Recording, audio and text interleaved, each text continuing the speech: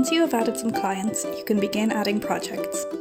If you have not set up any clients yet, take a look at our Add Client video. To add a project, first go to Clients from the navigation bar.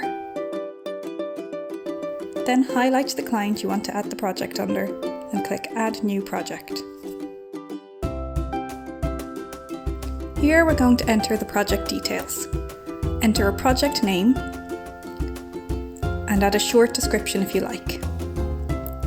Then assign a project contact. You can also add a budgeted revenue and cost.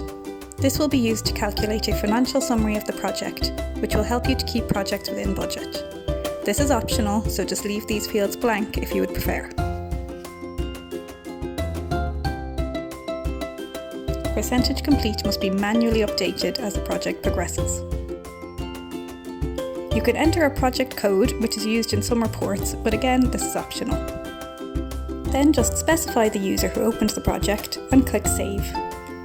You can now find your project within the client details.